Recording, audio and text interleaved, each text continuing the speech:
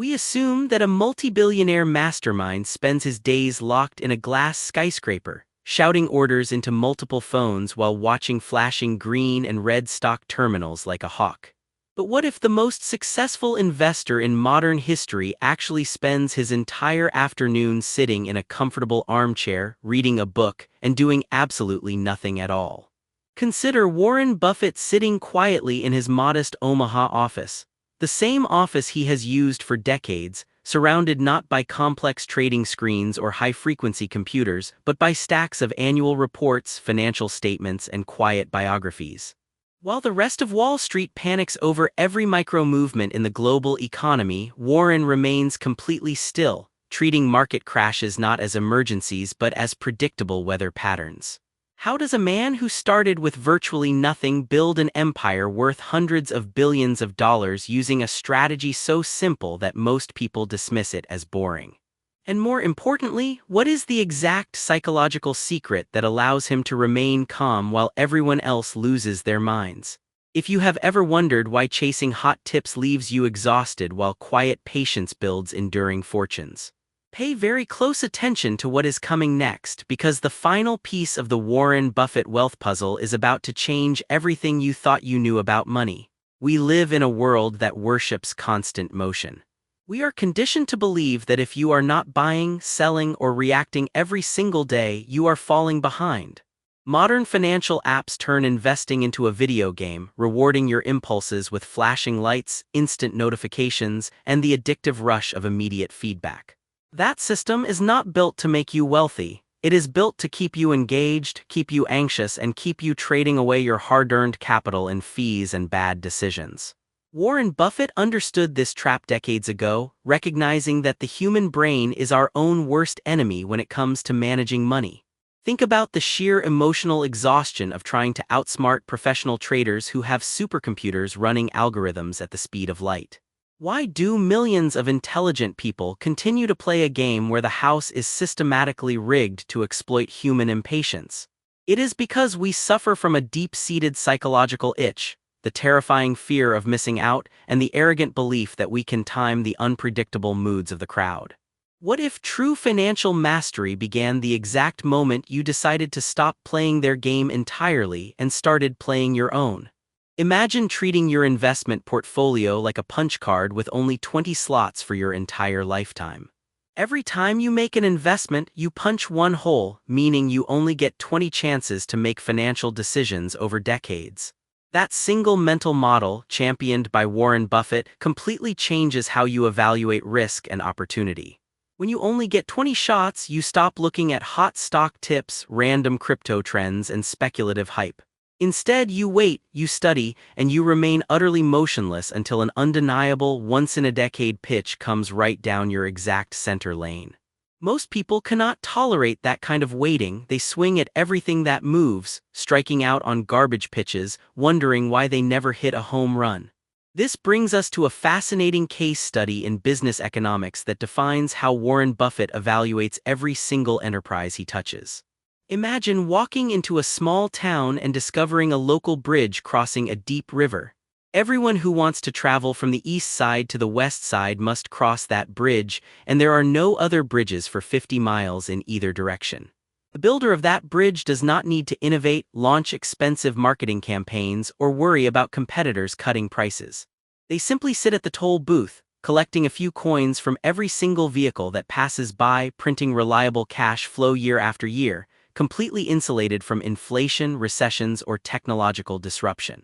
That bridge is the ultimate metaphor for what Warren Buffett calls an economic moat, a wide, unassailable competitive advantage that protects a business from every predator in the marketplace.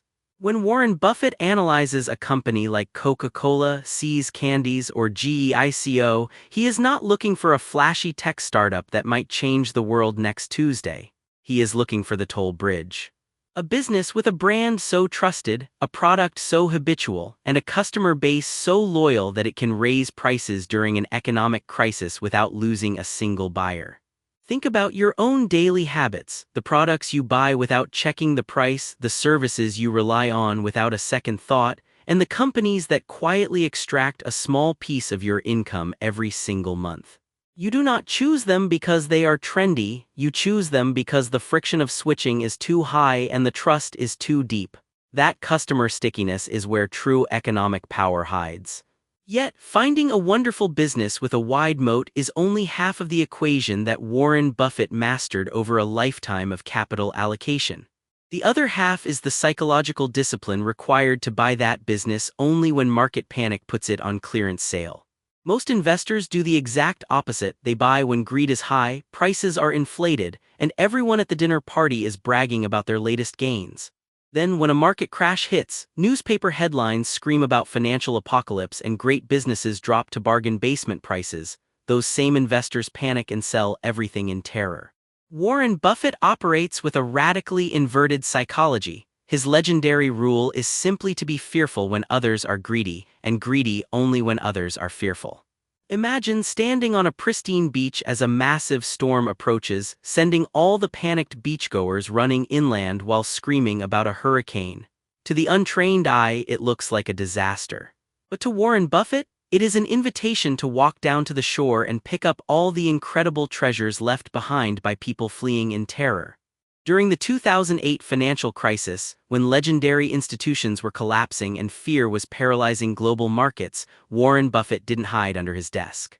He calmly deployed billions of dollars into rock-solid corporations that desperately needed capital, securing extraordinary terms because he had spent decades hoarding cash like a fortress wall precisely for that moment. How do you build that kind of unshakable emotional armor in your own life? It starts by redefining what risk means to you, stopping the Wall Street nonsense about price volatility on a screen, and focusing entirely on the fundamental safety and cash-generating power of what you own. If you own a great business that solves real problems and prints steady cash, short-term drops in its stock price are not a risk, they are a gift of opportunity. This brings us to the ultimate engine of Warren Buffett's success: the compounding snowball rolling down an endless mountain of time. People often look at his multi-billion-dollar net worth and assume there must be some secret mathematical formula, some complex derivative strategy, or some hidden insider knowledge that ordinary humans cannot access. The truth is shockingly mundane, almost anticlimactic. Warren Buffett loves to point out that his wealth is the result of living in a wonderful country, having good genes, and most importantly, compound interest. Think about that. Compound interest is not a complex financial instrument. It is a law of nature like gravity or momentum. If you take a small snowball, place it at the top of a very long hill, and give it a gentle push into clean, deep snow, you do not need to push it anymore. You do not need to run after it, yell at it, or try to steer it through every bump and turn. You simply step back and let the physics of the mountain do the work. In the beginning, the snowball is tiny. People walking past will laugh at it, wondering why you are wasting your time with such a small, unimpressive lump of snow. Months go by, years tick away, and the growth looks painfully slow, testing your patience and tempting you to pick it up and throw it at something more exciting. That is where 99% of people fail. They lack the sheer, stubborn endurance to let time do the heavy lifting. They interfere with their own financial snowball, digging it up, checking on it, moving it to a different hill, or destroying it out of impatience, resetting their progress back to zero over and over again. Warren Buffett started investing when he was just a young boy, saving pennies from delivering newspapers and buying tiny shares of local enterprises. He didn't get 99% of his immense wealth because he made brilliant trades in his 20s or 30s. The staggering majority of his fortune accumulated after his official retirement age, simply because the snowball had been rolling down that long, uninterrupted mountain for decades, picking up massive layers of mass with every single rotation. That is the profound, life-altering lesson hidden beneath all the financial jargon and business analysis. Wealth is not a sprint for glory, a status game to impress strangers, or a complex puzzle to be solved with daily stress. It is a quiet, deliberate lifestyle built on simplicity, emotional self-control, and radical patience.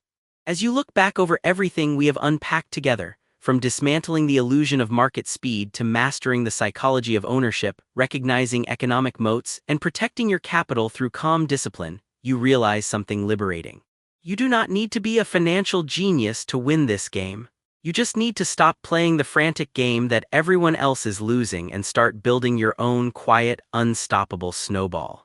Take a deep breath, silence the noise on your screen, look at your financial life with clear eyes, and ask yourself the ultimate question. What unnecessary complication can you strip away today so that your own compounding journey can finally begin to roll?